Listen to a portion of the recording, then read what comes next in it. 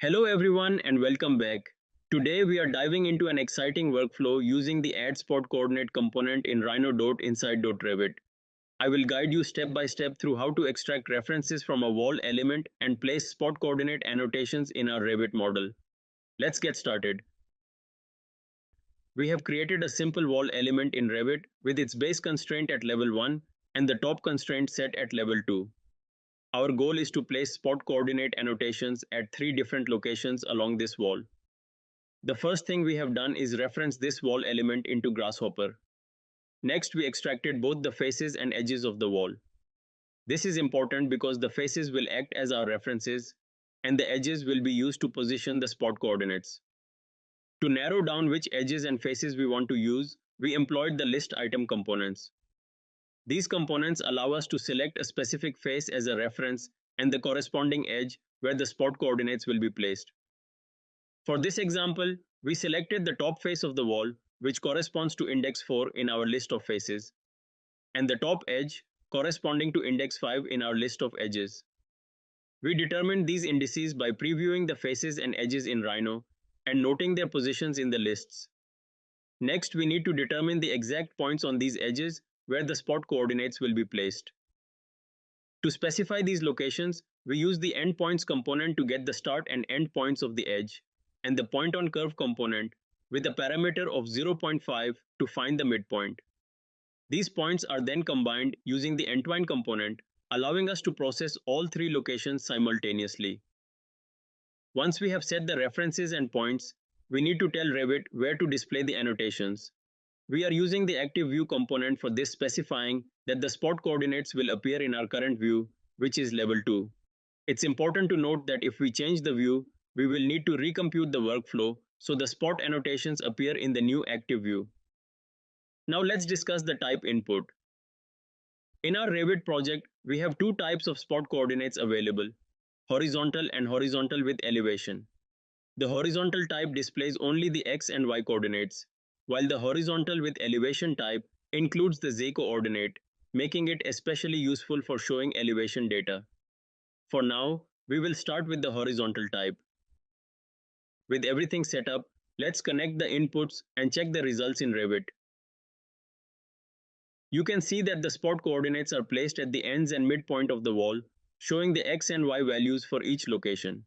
However, you might notice that the annotations are overlapping with the wall geometry, making them hard to read. Spot annotations typically come with a leader line and text, and we want to ensure the text is clearly visible and well positioned. We use the move component to adjust the head location of the annotations relative to the selected points. This adjustment is controlled by the unit y vector and a factor slider, ensuring that the spot annotation text does not overlap with the geometry, keeping everything clean and readable. By adjusting the head location input in the add spot coordinate component, we can control where the text and leader lines appear relative to the points.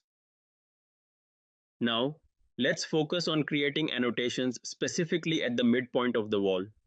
We connect the midpoint directly to the point input of the add spot coordinate component, resulting in clear annotations at that central location.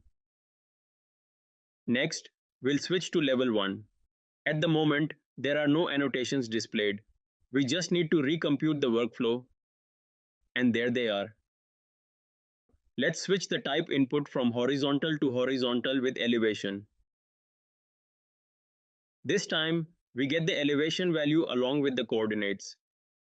It's important to note that when using this spot type, selecting the correct reference is crucial because the elevation value is calculated based on that reference.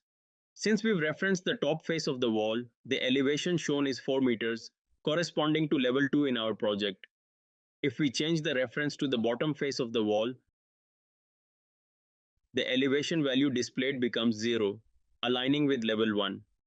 This demonstrates how the reference selection directly affects the elevation data shown in the annotations.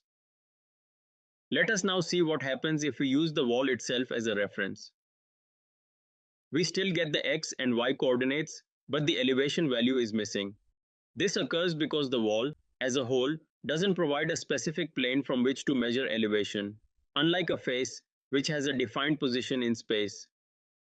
Additionally, when using the wall as a reference, The spot annotations default to the wall's center line for their placement. This means that even if we specify points along the edge or face of the wall, the annotations appear along the center, not at our designated points. This behavior underscores the importance of selecting precise references to ensure annotations appear exactly where intended. Before we wrap up, I want to point out a current limitation of the add spot coordinate component. At this time, it only functions correctly in plan views within Revit.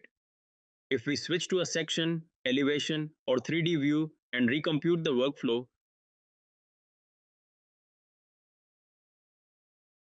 the component fails to execute.